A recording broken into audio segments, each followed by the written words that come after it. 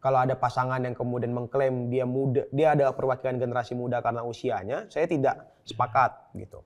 Kenapa? Satu, anak muda itu bukan sekedar anak politisi, anak pejabat, anak bisnismen, anak presiden.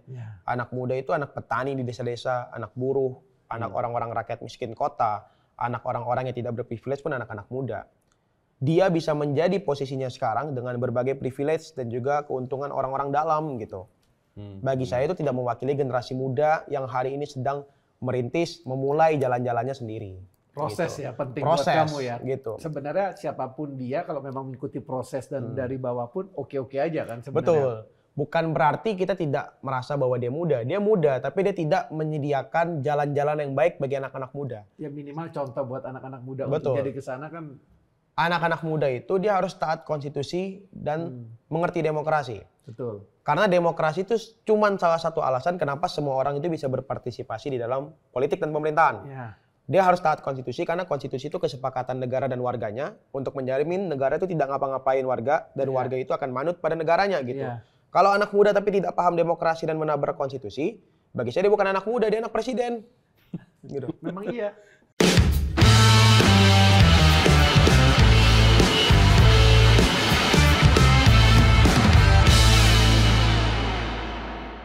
Saya bukan diktator. Saya juga bukan pelanggar HAM. Dan saya juga bukan. Saya tidak memiliki beban masa lalu. Bro, ini kita kedatangan lagi nih. Anak Ketua muda BEM UI 2023. Anak muda dong. Wah, ini anak muda. Udah lama kita nggak ngobrol sama anak muda nih. Oh iya. Nah, ini perlu kita obrolin nih. Nah, Sama kasus-kasusnya. Iya kan? waduh. Ini harus seru nih. Seru nih kan? Nah, Seru nih yuk ya. kita kenalin dulu siapa tamu kita. Silahkan. Melkisedek. Halo. Waduh. Siapa? Ini baru anak muda. Ini anak muda. Ini. Kalau di Konoha, yang instan-instan itu apa? Wah, nggak tahu lah. Ini anak muda. Aduh, Bro, pagi-pagi jangan. gimana kabarnya? Baik, sehat. Gue denger nih, lu lagi banyak kasus nih, men. Emang selalu banyak, Bang. Emang banyak ya? Kalau kita kontra sama orang-orang yang menghancurkan demokrasi sama HAM, pasti banyak kasusnya, Bang. Oh, ini berarti bener, lu tuh sejalan sama, sepemikiran sama Andi Wijayanto dong, kalau menurut beliau bahwa ini arah-arahnya sekarang mendung demokrasi, bener nggak sih? Kalau Bang Andi Wijayanto bilang kita lagi mendung demokrasi, bahkan menurut saya hari ini udah hujan, Bang. Ini udah bukan mendung lagi gitu. Jadi kondisi demokrasi hari ini aur-auran, kondisi demokrasi hari ini udah nggak benar, udah jauh dari track yang seharusnya gitu. Karena bahkan saya tuh selalu menulis bahwa Indonesia itu punya konstitusi. Pasal 1 ayat 2 bilang kedaulatan tertinggi berada di tangan rakyat. Syarat untuk kita bisa menjalankan kedaulatan rakyat, partisipasi rakyat itu demokrasi. Betul. Syarat untuk demokrasi adalah kebebasan berekspresi. Hari ini semuanya nggak ada. Karena orang yang siap untuk menyuarakan sesuatu, hari ini harus jadi orang yang siap jika sewaktu-waktu terkena sesuatu. Wah, curhat nih, curhat. Gitu. Tapi ya, ini bener loh ini bener. Terus? Dan kondisinya hari ini ya sangat memprihatinkan karena bahkan kalau Stephen Levitsky sama Daniel Ziblatt kan nulis tuh How Democracy Dies kan, bahwa seringkali sistem demokrasi itu hancur oleh orang-orang yang kita pilih lewat sistem demokrasi itu sendiri. Ironis dong berarti. Ironis, dan hari ini itu terjadi, Bang. Kalau menurut saya gitu. Menurut lo nih setelah berapa tahun pemerintahan ini akhirnya arahnya menuju ke sana? Saya dan keluarga besar itu milih Pak Jokowi 2014-2019. Oke. Oh, sama kita sebetulnya. Malah ada yang patah hati. Saya bahkan pemilu pertama waktu jadi first voters tahun 2019 itu milih Pak Jokowi. Terus? Alasan saya simpel. Melki anak dari ujung paling barat Pulau Kalimantan. Bukan anak konglomerat, bukan anak pejabat, bukan anak presiden, bahkan bukan anak siapa-siapa. Dan Pak Jokowi menurut saya adalah mewakili orang itu. Kalau Pak Jokowi bisa jadi calon presiden, bahkan jadi presiden, artinya semua anak petani, semua anak buruh, semua anak orang miskin bisa punya mimpi jadi presiden. Hari ini harapan itu runtuh, Bang. Ya. Karena yang bisa jadi presiden atau wakil presiden cuma orang yang punya akses kekuasaan, punya akses ke Mahkamah Konstitusi, dan punya akses untuk menjadi anak presiden. Hmm. Gitu. Jadi semua harapan itu hari ini runtuh. Oleh karena itu sebenarnya kalau menurut saya masa senjanya demokrasi itu udah dimulai di periode kedua ini gitu. Cuman kita baru sadar, bahkan banyak publik baru sadar poin-poin penting dari hancurnya demokrasi itu 1-2 tahun terakhir gitu. Bro, karena lo tuh bawa MK, gue mau tanya dong, posisi lo itu sebenarnya setuju apa enggak sih keputusan MK nih? Menurut lo tuh gimana sih? Ada yang janggal atau enggak? Apa yang lu lihat dari MK itu gitu kan? Dulu pas masuk Fakultas Hukum UI, Ya. semester 2, saya punya mata kuliah wajib. Hmm. Namanya Asas-Asas Hukum Tata Negara. Hmm. Kuliah pertamanya diajar Prof. Jimli. Nah, Prof. Jimli Asidiki yang sekarang jadi ketua MKMK. MKMK. Kemarin jadi ketua MKMK. Saya ingat banget ada pelajaran penting kenapa MK itu dicetuskan, dilahirkan. Pelajaran pentingnya adalah karena waktu itu publik tidak bisa percaya sepenuhnya pada sistem peradilan yang ada, sehingga butuh lembaga peradilan baru untuk mengadili hal-hal konstitusional. Seperti misalnya pembentukan peraturan perundang-undangan, hal-hal yang bersifat fondasi negara ya, tata negara dan lain sebagainya gitu. Jadi harusnya per saat itu MK dihadirkan dalam konteks perundang-undangan menjadi negatif legislator gitu kan. ya. Jadi orang-orang yang mengoreksi jika undang-undang tersebut tidak sesuai dengan peraturan yang lebih tinggi gitu. Yang saya aneh dari putusan MK kemarin, yang saya rasa janggal adalah kenapa MK menambahkan frasa. Ah, Karena itu bukan negatif legislator, tapi positif legislator gitu.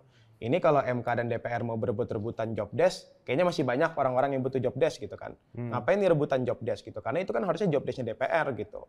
Satu. Yang kedua, kalau banyak orang bilang bahwa putusan MK kemarin menguntungkan anak muda gitu ya, berpihak sama anak muda, saya orang paling depan untuk bilang itu tidak sama sekali menguntungkan anak-anak muda. Nah, kenapa lo nggak merasa menguntungkan dan terwakili dengan keputusan MK itu, Mel? Kenapa? Banyak yang nanya kan? Saya rasa saya valid untuk ngomong ini karena umur saya baru 22 tahun sekarang. 22 tahun. Beda berapa? 15 sampai 14 tahun sama Gibran Rakabuming Raka gitu ya. Gitu. Jadi kalau ada orang yang bilang bahwa putusan MK kemarin itu menguntungkan anak-anak muda, satu, bagi saya muda itu bukan soal angka dan usia. Muda itu soal keberpihakan. Soal bagaimana anak muda bisa menyiapkan masa depan yang baik bagi anak muda lainnya. ya. Tidak mungkin kita bisa menyiapkan masa depan bagi anak muda yang lain agar itu menjadi baik kalau proses-prosesnya menabrak konstitusi, menabrak hukum, melanggar etik gitu. Itu yang pertama. Yang kedua, muda itu soal keberpihakan. Jadi jika muda itu tapi sudah melanggar konstitusi, melanggar due process of law, melanggar demokrasi, melanggar etik, bagi saya itu tidak sama sekali muda. Karena dia menghancurkan hal-hal yang penting bagi anak muda.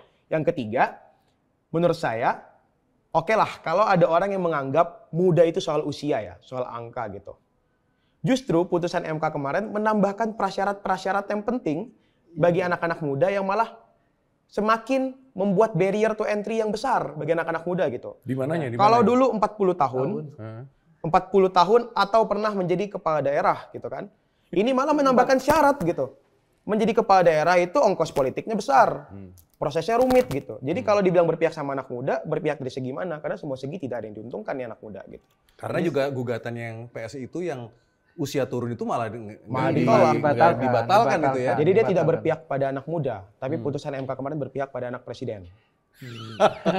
Iya. Nah, ini terus langkah lo apa sih? Gitu loh. Jadi kan putusan itu terbit 16 Oktober. Kan ada yang bilang nih, salah satu politisi nih, ya. ini sama aja kayak ya barang selundupan aja nih. Malah Tempo kan lo tahu kan keras banget. Malah Andrinov waktu itu ngomong di sini juga bahwa ini pasangan apa namanya? Cacat konstitusi. Bukan karbitan. Oh. Jadi yang satu itu karbitan pada zaman Orde Baru karbitan jadi jenderal, yang satu lagi pasangan karbitan. Nah, Karbitan. ini bukan gue yang ngomong ya. Bang Andrinov. Bang Andrinov. Nah, ini menurut lu pandangan lu seperti apa sih? Tentang Ya ini dia. tentang pasangan ini. Heeh. Kalau saya sih ya, Bang. Saya nggak lahir pada masa Orde Baru. Saya juga nggak tahu tuh reformasi kayak gimana. Tapi kalau ada ketua umum partai yang bilang tidak tahu reformasi itu seperti apa karena belum lahir, bagi saya itu ahistoris. Nah, Atau minimal dia artinya nggak pernah sekolah. Karena gitu. kalau Iya. karena kalau orang pernah sekolah ada pelajaran IPS, ada pelajaran PPKN gitu. Diajarkan kenapa ada reformasi dari Soeharto ke Habibie karena ada tuntutan-tuntutan rakyat dan lain sebagainya gitu. Minimal dia pernah sekolah dong untuk apa itu reformasi gitu. Jadi sebenarnya anak muda tahu. Kalau dia nggak tahu ya kita bingung nih. Ya, jadi seorang guru sejarah itu kan nggak harus merasakan penjajahan untuk cerita Belanda dan Jepang kan? benar. Gitu. Iya, iya. Kenapa seorang harus merasakan reformasi untuk tahu reformasi seperti apa? Gitu. Apa karena siapa tahu nih ya, dia itu komentar karena partainya mendukung itu. Karena memang nggak tahu kan. Itu kan ditanya wartawan kan. Ditanya wartawan. Bisa juga bilang Ya. sebetulnya dia tahu, cuman karena partainya itu udah mendukung yang itu, akhirnya dia mau ngeblurin aja. Menurut lu gimana, Mel? Ya benar sih, kayaknya nggak mungkin ada orang yang nggak tahu Nggak ya reformasi tahu, itu seperti iya. apa. Apalagi Pak Jokowi itu kan dulu untuk pencalonan dan kemudian menang jadi presiden, didukung oleh banyak sekali orang yang mengaku aktivis 98 gitu kan. Nggak mungkin dia nggak terpapar sama sekali, sehingga agak aneh ya, atau dia mungkin beneran nggak pernah sekolah bang. Aduh. Mel, lo ngomong kayak begini emang nggak takut kalau misalnya Iya. lo diintimidasi?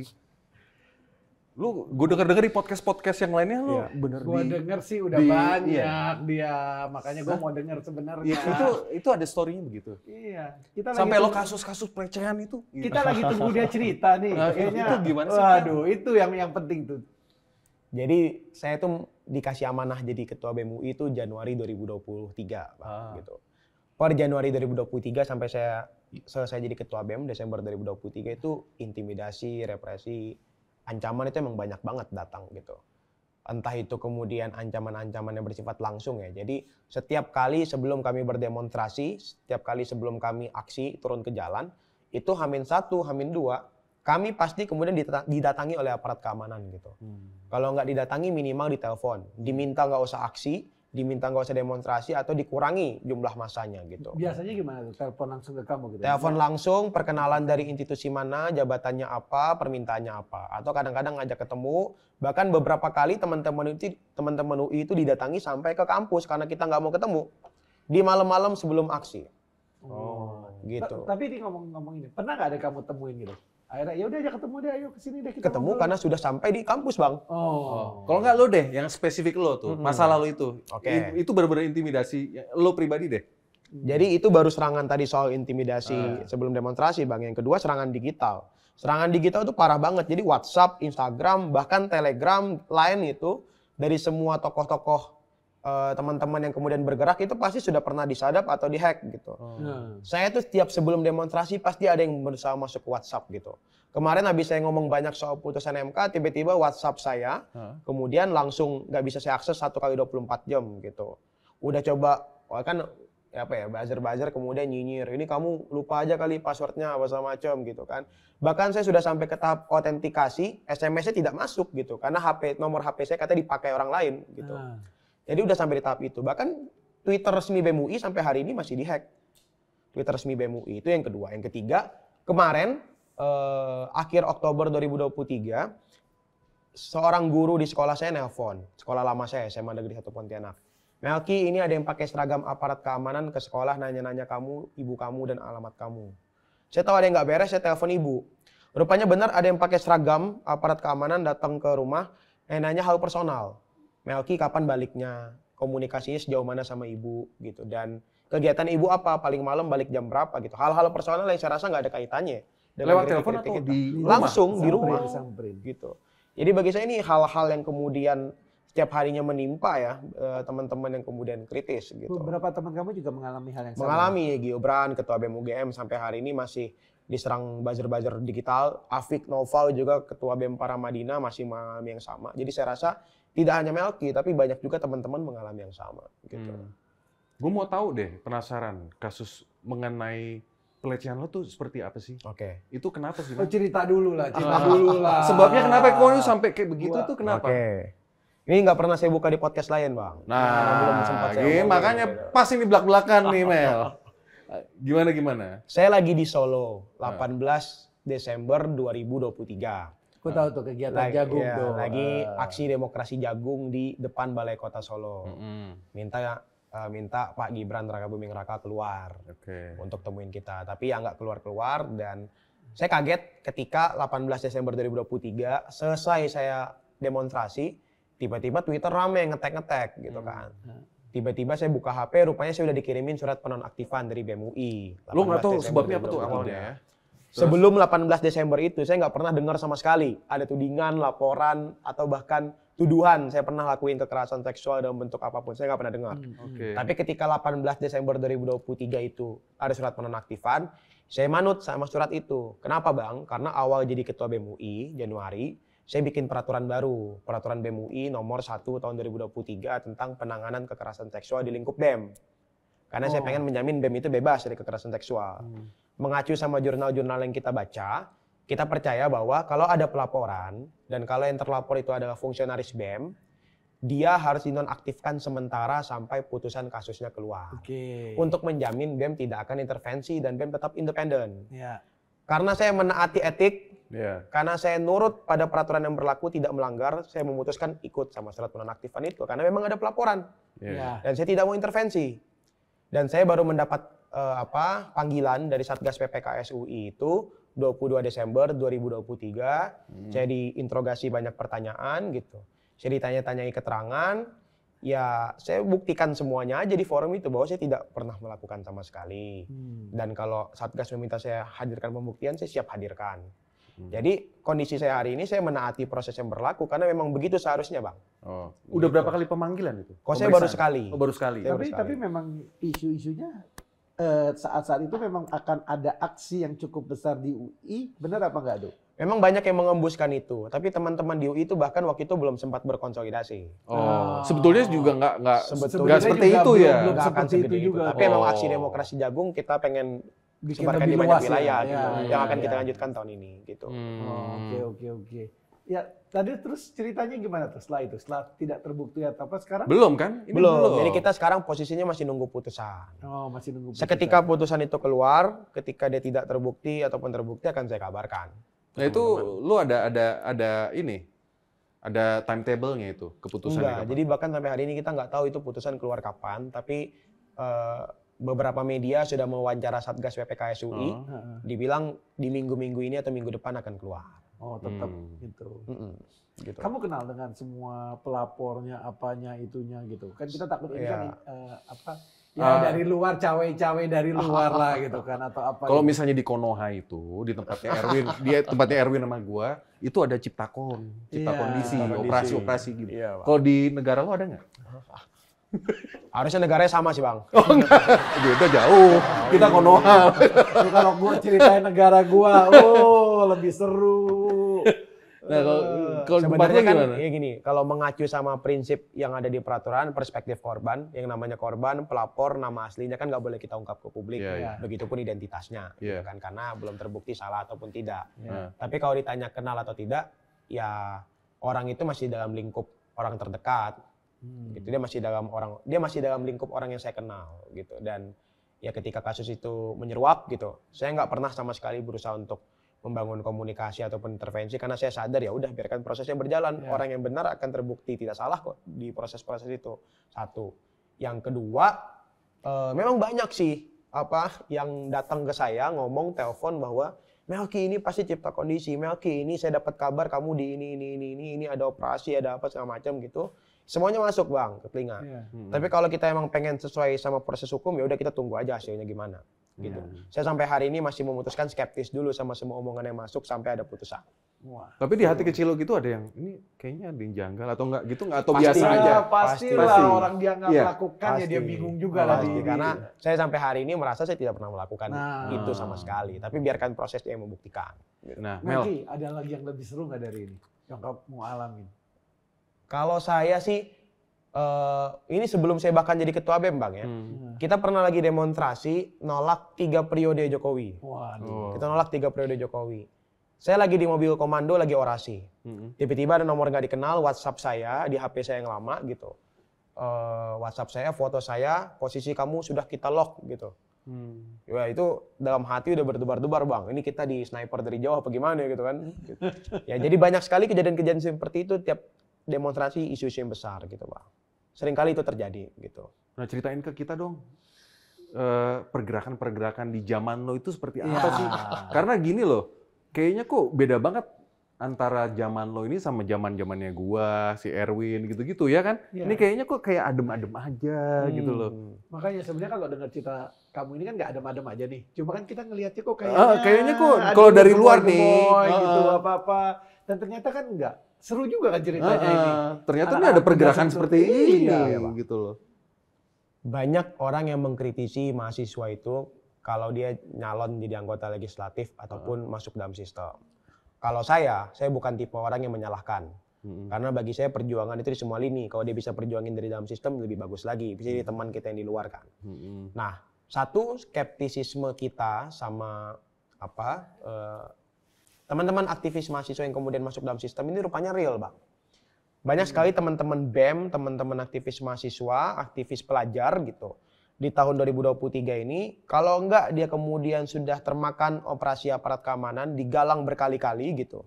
Sehingga tidak lagi kritis, dia pasti tergalang ke tim sukses gitu. Oh, di tahun 2023 Di tahun- nih karena ada untuk tahun 2024 politik lah gitu. ya.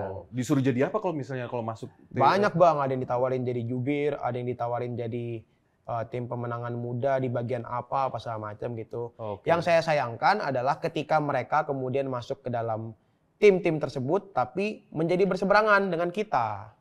Yang setiap harinya membela prinsip-prinsip yang demokratis gitu. Padahal sebelumnya dia masuk itu Sahabat sejalan kita, sama lo. sejalan. Dan itu udah tahu sepemikiran. Udah sepemikiran. Jadi kalau ditanya, emang benar kita adem, ayem dan lain sebagainya, saya bisa bilang untuk beberapa kondisi benar karena tersisa beberapa kampus lah atau bahkan tidak semua kampus lagi gitu yang kemudian aktif menyuarakan hal yang sama karena kalau nggak tergalang ke operasi teman-teman aparat keamanan ya tergalang ke tim sukses gitu. Itu yang pertama. Yang kedua, tapi hari ini tetap ada harapan, Bang. Jadi banyak kampus itu berusaha disusupi pemilihan ketua BEM-nya atau ketua organisasinya gitu loh.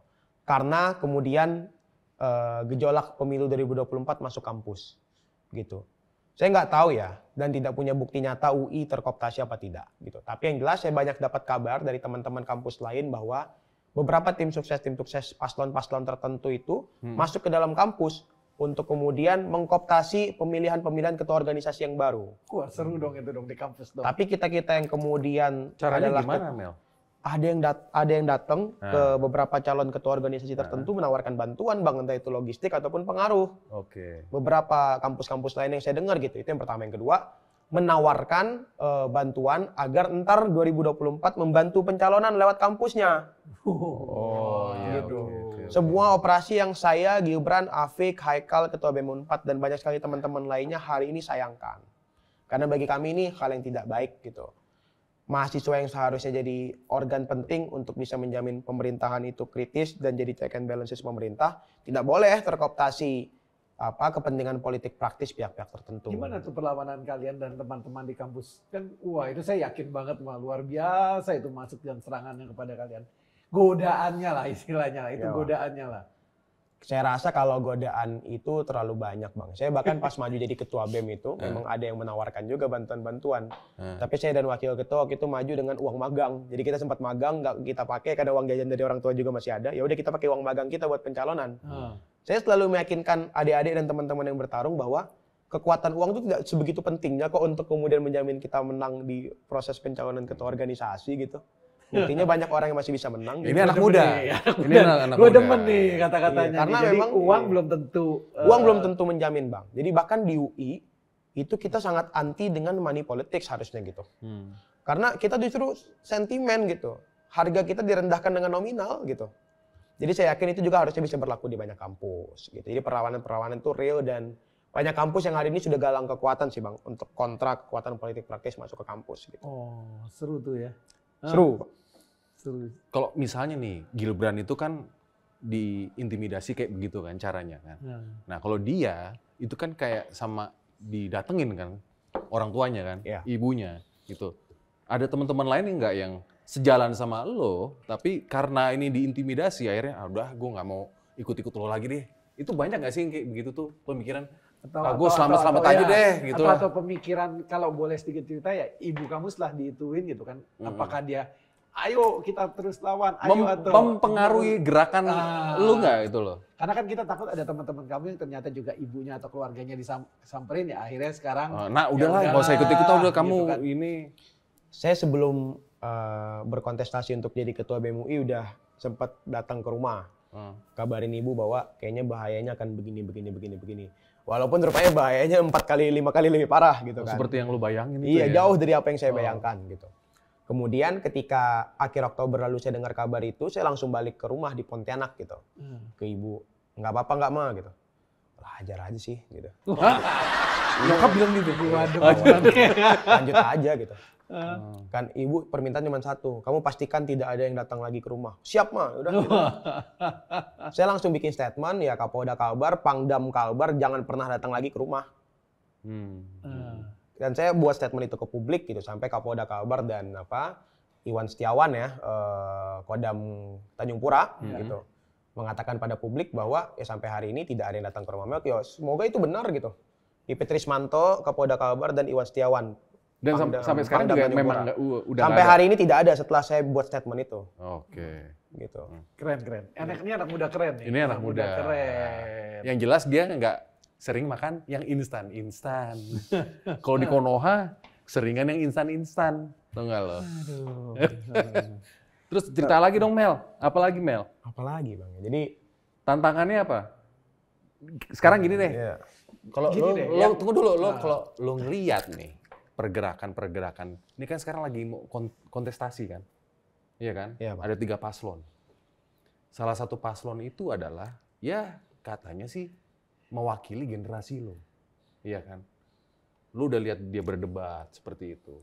Lo merasa terwakili nggak sih sebetulnya dengan majunya si beliau ini? Gibran Bang, itu langsung aja Bang. Iya nggak pakai L ya? Iya nggak pakai. Ya, Gibran. Langsung. Ya memang. Yang balihonya di mana-mana itu. Satu, sebenarnya saya lagi-lagi sampaikan bahwa kalau ada klaim pasangan calon tertentu yang mengklaim dia ada mewakili anak muda, bagi saya sampai hari ini janganlah mengklaim seperti itu karena saya belum merasa terwakilkan. Gitu. Apalagi kalau ada pasangan yang kemudian mengklaim dia muda, dia ada perwakilan generasi muda karena usianya, saya tidak sepakat gitu. Kenapa? Satu, anak muda itu bukan sekedar anak politisi, anak pejabat, anak bisnismen, anak presiden. Anak muda itu anak petani di desa-desa, anak buruh, anak orang-orang rakyat miskin kota, anak orang-orang yang tidak berprivilege pun anak-anak muda. Dia bisa menjadi posisinya sekarang dengan berbagai privilege dan juga keuntungan orang-orang dalam gitu. Bagi saya itu tidak mewakili generasi muda yang hari ini sedang merintis, memulai jalan-jalannya sendiri. Proses gitu. ya penting Proses, buat kamu ya. Gitu. Sebenarnya siapapun dia kalau memang mengikuti proses dan dari bawah pun oke-oke aja kan sebenarnya. Betul. Bukan berarti kita tidak merasa bahwa dia muda. Dia muda, tapi dia tidak menyediakan jalan-jalan yang baik bagi anak-anak muda. Ya minimal contoh buat anak-anak muda Betul. untuk jadi ke sana kan. Anak-anak muda itu dia harus taat konstitusi dan mengerti demokrasi. Betul. Karena demokrasi itu cuma salah satu alasan kenapa semua orang itu bisa berpartisipasi di dalam politik dan pemerintahan. Ya. Dia harus taat konstitusi karena konstitusi itu kesepakatan negara dan warganya untuk menjamin negara itu tidak ngapa-ngapain warga dan warga itu akan manut pada negaranya gitu. Ya. Kalau anak muda tapi tidak paham demokrasi dan menabrak konstitusi, bagi saya dia bukan anak muda, dia anak presiden. Gitu. Memang iya. Gitu. Dia anak presiden yang hari ini mencalonkan diri menjadi calon wakil presiden. Dan dia tidak punya kapabilitas sama sekali untuk mengerti konstitusi yang dia langgar. Karena kalau dia mengerti, dia tahu itu ada pelanggaran etik, dia tidak akan jalan terus. Nah itu dia tuh, yang di debat yang terakhir ini nih, yang disinggung sama paslon 1 itu etik, masalah etika. Nah menurut lu tuh gimana tuh? Bagi saya sih paslon yang hari ini mengatakan dasmu etik itu, sudah pasti tidak akan etis jika dia mendapatkan kekuasaan. Clear tuh. Itu clear. Loud and clear itu. Karena kalau dia hari ini dengan berani mengatakan dasmu etik, tidak perlu mendesak-desak saya soal etik gitu. Saya merasa Bapak terlalu mendesak saya dan lain sebagainya. Kalau tidak mau didesak nggak usah debat, joget aja. Debat itu emang fungsinya saling desak-mendesak gitu. Debat itu fungsinya saling serang-menyerang. Kalau debat itu tidak ada desak-mendesak dan serang-menyerang, itu berjoget. Iya. Gitu. Karaoke Jadi silakan bareng-bareng berjoget aja gitu. sembari nyanyi. Jadi bagi saya ya orang yang dengan berani melanggar etik, kemudian jalan terus dengan pelanggaran etik, bahkan mengatakan dasmu etik, dia tidak akan secara etis menjalankan kekuasaan ketika dia dapat kekuasaan. Mel, ini ngomong soal debat karena kan kamu nyebut debat nih. Anak-anak muda itu melihat debat kemarin itu seperti apa gitu? Debat ketiga gitu Debat kan? ketiga. Debat ketiga gitu. Karena aku juga pengen dengar gitu. Ya. Lo sempat diskusi kan, pasti kan sama Diskusi. temen-temen lo kan. Ya. Sembarin, pasti kan lo nobar juga kan tuh di situ. Nah, itu gimana tuh? Di Pandangan debat, lo sama Iya, temen-temen lo tuh gimana? Di debat ketiga kemarin, Heeh. 7 Januari, tentang pertahanan, keamanan, Keamanan, geopolitik, geopolitik. hubungan internasional, bagi saya Pak Anies menguasai materi. Hmm. Pak Ganjar menguasai forum debat itu dengan baik. Hmm. Pak Prabowo bahkan tidak sanggup menguasai dirinya sendiri dan emosinya. Iya. Bagi saya gitu. Karena dia gagal untuk menunjukkan dan mempertahankan citra gemoynya dengan baik. Iya, Dia emosian. Dia gampang naik darah. Dia bahkan menyebutkan bahwa opresi yang hari ini terjadi di Gaza itu bukan karena penjajahan, tapi karena militer Gaza yang lemah. Satu itu. Dia bahkan berkali-kali mengatakan bahwa orang lemah akan tertindas. Seakan-akan dia sedang buta dan tuli akan kondisi opresi yang hari ini terjadi di Gaza. Percuma dong kita punya konstitusi anti kolonialisme kalau dia kemudian seakan menyingkirkan kekuatan orang-orang Gaza yang hari ini dijajah bahkan sebelum dia lahir gitu. Bagi saya dia tidak menguasai topik dengan baik. Yang anehnya dia adalah Menteri Pertahanan yang tidak menguasai topik pertahanan dengan maksimal karena terus-menerus diserang paslon 1 dan 3 gitu. Benar. Dan bahkan dia tidak menunjukkan keberpihakannya akan politik Indonesia yang anti kolonialisme dengan maksimal. Bahkan ada yang bilang ini sebetulnya yang jadi Menteri Pertahanan Prabowo apa Sri Mulyani? Kok dia nyalanya Sri Mulyani terus gitu? Iya. Menurut lu gimana tuh? Artinya Kementerian Pertahanan hanya berbicara soal anggaran, Bang. Nah, Nah, itu itu dia. maksud gua kan. Aduh. duit Padahal nih sebelum debat kan ini kan pasti kan semua orang kan bilang kan, waduh, ini khawatir kan, ini temanya si Menhan nih, pasti dia menguasai. Apalagi sebelumnya doi kan dinner tuh sama siapa tuh? Sama presiden, Bang. Oh, Presiden gitu. Jokowi, langsung aja. Dinner. Ya. Saya rasa tidak ada yang salah dengan makan malam sih, Bang ya. Saya setuju. Satu, tidak ada yang salah dengan makan malam karena ya Siapapun barangkali Menurut lo gimana? siapapun boleh makan malam dengan presiden. Bagi saya tindakan Presiden Jokowi yang memanggil Pak Ganjar, Pak Anies dan Pak Prabowo makan bareng itu tindakan yang baik menurut saya. Ya. Menunjukkan Presiden Jokowi itu tidak akan berpihak kepada salah satu dan menjamin ketiga-tiganya akan diikutsertakan untuk membangun rancangan ke depan gitu kan. Saya rasa itu baik gitu. Tapi yang menjadi salah kan kita tidak tahu topik pembicaraannya apa gitu. Yang menjadi tendensius adalah ketika sehabis dia mengajak Pak Prabowo makan malam, dia mengajak Pak Zulhas dan Pak Erlangga juga. Iya. Orang-orang yang hanya dalam satu koalisi. Kalau saya boleh beli saran pada Pak Jokowi, harusnya per hari ini dia juga ajak makan Pak Surya Paloh. Harusnya Caimin. Iya. Bahkan Sekjen dan Ketua Umum PKS harusnya diajak makan juga. Begitupun PDIP, Perindo, dan kawan-kawannya P3 harusnya diajak makan malam juga biar fair gitu. Oke, yang menarik lagi satu ini. Hari ini Pak Jokowi kan bikin statement tuh. Udah tahu belum? Udah. Nah, bagaimana tuh dengan statementnya dia bahwa ya jangan nyerang personal dong. Ini debat Tunggu. apa Oke, visi-misi. apa itu? Coba, mungkin adik-adik nggak tahu statementnya apa? Ya, itu dia. Gimana? Ini debat tanpa visi misi. Ini hanya debat nyerang personal. Itu unik, Bang. Karena Presiden Jokowi tidak mengeluarkan itu di debat pertama dan kedua.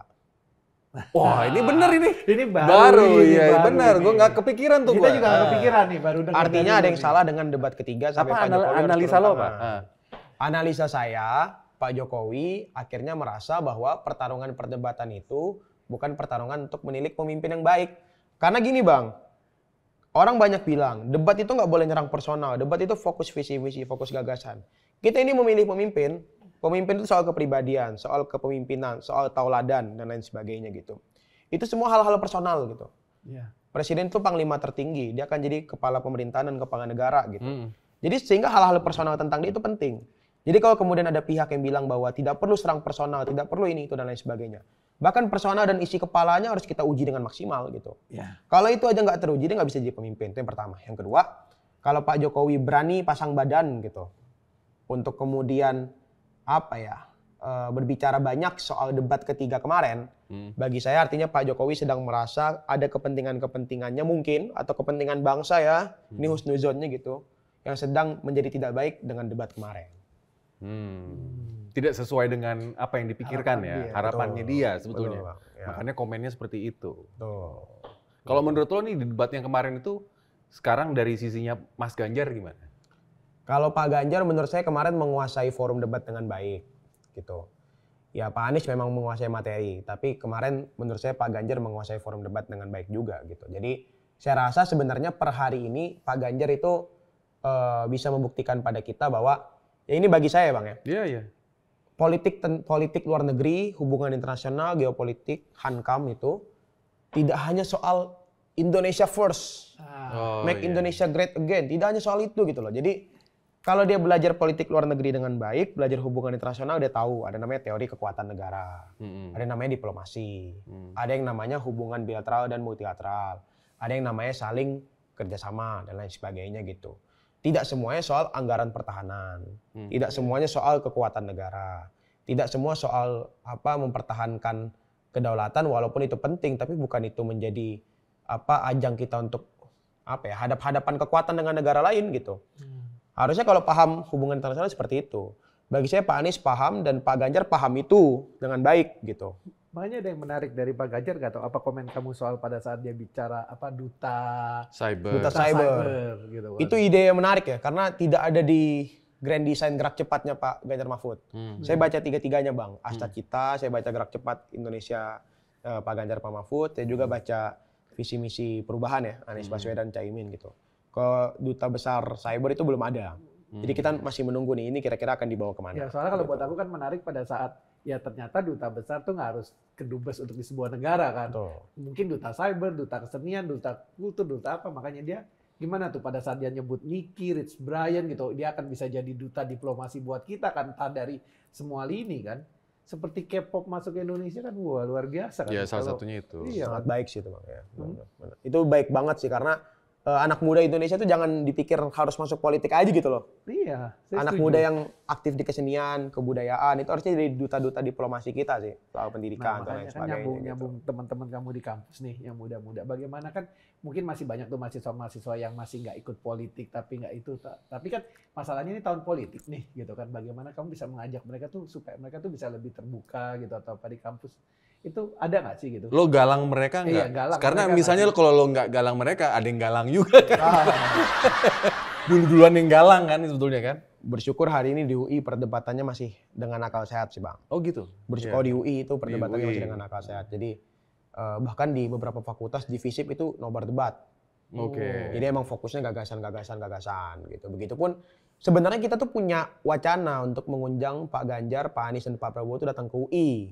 Waktu itu kita undang adu gagasan di kampus tahun lalu. Oh, boleh dong ngomong tentang mereka diundang tiga-tiganya. Udah sempat kita kabarkan. Jadi waktu itu kita sempat mengundang ketiga-tiganya. Kita pengen bikin adu gagasan baca pres karena waktu itu masih bakal calon gitu. Cuman ada beberapa calon presiden yang tidak bisa hadir karena yang hadir cuman bisa Pak Anies, kita tidak mau kemudian terkesan tendensius gitu. Kita menyediakan forum gitu kan untuk satu orang saja. Jadi ya kita kemudian mereschedule acara tersebut sampai waktu yang kemudian mana yang lebih tepat. Tapi yang paling penting adalah kita tuh sebenarnya udah bikin kajian. Judul kajiannya What's Next After Jokowi. What's Next. Jadi kita sebenarnya nggak peduli siapapun yang menang gitu. Mau Ganjar, mau Anies ataupun Prabowo. Bagi kita siapapun yang menang, kita harus mikirin Indonesia ke depan mau gimana. Gagasannya seperti apa? Jadi di What's Next After Jokowi itu semua fakultas, BEM fakultas di UI itu kolaborasi. Misalnya ada yang ngomongin kesehatan, ada yang ngomongin hukum, demokrasi, pendidikan, dan lain sebagainya. Kita pengen pasca Pak Jokowi ini bagaimana nih tiap aspek ini. Itu pengen kita serahkan. Jadi kalau di UI sampai hari ini perdebatannya masih seperti itu. Bersyukurnya gitu ya. Jadi sepertinya tidak perlu digalang banyak karena kalau pakai akal sehat aja kita tahu lah mana yang betul-betul bisa mempertahankan demokrasi dan ide-ide kita dengan baik. Gitu. Itu rencananya lo mau serahin ke siapa? Ke KSP atau kemana? Atau Ketiga-tiga capres itu. paslon itu sebetulnya. Iya, karena itu jadi harapan kita buat setidaknya kita berkontribusi. Kalau dibilang mahasiswa ini cuma ngomong doang, cuma apa? Kajian kita jelas, kita pengen berkontribusi kok. Gitu, buat pembangunan gitu. Tapi udah jadi tuh. Kan bisa aja Udah lo jadi. langsung lo Udah serahin jadi. aja ke alamat tim ses masing-masing. Udah jadi dan itu akan jadi worst skenario-nya, Bang. Karena sampai hari ini kita masih menunggu siapa yang mau datang ke UI untuk kita kasih. Oh, ini dong. Coba sampein dulu dong. Ya silakan Pak Ganjar, Pak Anies dan Pak Prabowo gitu datang ke UI untuk menerima kajian kita. Judulnya What's Next After Jokowi. Kita punya kajian-kajian penting aspek pertahanan, aspek hukum, demokrasi, kesehatan, pendidikan dirajut oleh semua BEM Fakultas UI. Kita punya aliansi untuk kemudian membuat kajian ini dan kita akan serahkan ke Bapak bertiga gitu. Pak Ganjar, Pak Anies, dan juga Pak Prabowo. Harapan kita, ini jadi wadah kita berkontribusi untuk pembangunan bangsa. Jadi kami tidak peduli siapapun yang terpilih siapapun harus bisa melanjutkan dengan baik, dan kami akan menyumbang gagasan-gagasan itu. Jadi silakan datang ke UI Pak, karena kajiannya sudah jadi gitu. Jadi jangan sampai teman-teman mahasiswa UI tidak memilih siapapun. Gila, ini anak muda ini. Ini baru anak muda. Baru anak muda. Mel, ada ini nggak sih? Bukan wejangan ya, kalau menurut gua pesen-pesen lah buat generasi lo itu seperti apa sih? Sebenarnya kalau buat dia nih ya, bukan cuma generasi dia, generasi kita aja pun mau denger jangan dari dia. Akhirnya kita bicara bahwa muda itu bukan soal umur, bukan soal angka nih akhirnya. Jadi kita boleh berasa bahwa kita harus belajar sama anak muda. Malah kayaknya pemikirannya lebih firm ini. Iya gitu. Jadi kan sekarang soalnya iya. Apa Mel? Kita bandingkan dengan Presiden di Konoha, mungkin dia di zaman dia. Aku pegang dia nih seluruh debat juga berani. Gimana Mel? Satu, anak-anak muda di Indonesia jangan takut. Jadi kalau teman-teman hari ini sudah mengalami intimidasi, represi, ancaman apapun, pembungkaman, semua rintangan, halangan, dan gangguan tersebut hadir pada kita karena kita sudah berada di jalan yang benar. Jadi saya percaya bahwa orang-orang yang di jalan yang benar itu pasti akan selalu menerima gangguan dan hambatan. Tapi kita harus bersyukur karena kita sudah di jalan yang benar. Itu yang pertama. Yang kedua, kita bersuara hari ini, kita bergerak, kita melawan hari ini bukan karena kita hari ini ingin melawan, tapi kita sedang mempersiapkan masa depan yang baik. Tidak mungkin kita bisa berjalan di trotoar, di jalan-jalan publik dengan maksimal 10, 20, 30 tahun lagi kalau hari ini anggarannya semua dikorupsi. Tidak mungkin kita bisa bernafas lega bareng anak cucu kita 30-40 tahun lagi kalau hari ini perusahaan lingkungan sedemikian parahnya gitu. Tidak mungkin kita bisa jadi apapun di negeri ini kalau konsepsi tentang demokrasi dan konstitusi itu diterabas habis. Jadi bersuara hari ini berarti mempersiapkan masa depan gitu. Kita tidak sedang hanya kontra kekuasaan, tapi kita mempersiapkan sesuatu yang baik buat generasi kita. Yang terakhir teman-teman, orang benar itu akan selalu menelusuri jalan-jalan yang sepi. Gitu. Jadi kalau hari ini teman-teman merasa sepi, merasa tidak punya kawan karena menyuarakan sesuatu yang benar, percayalah kawannya ada. Cuman hari ini semua tenggelam dan menunggu momentum gitu. Jadi sediakan dan hadirkan momentum kita masing-masing untuk melawan. Karena melawan hari ini berdampak baik untuk masa-masa selanjutnya. Gitu Bang. Mantap. Sampai di sini dulu sama gue Singgi Sahid dan Erwin. Ciao.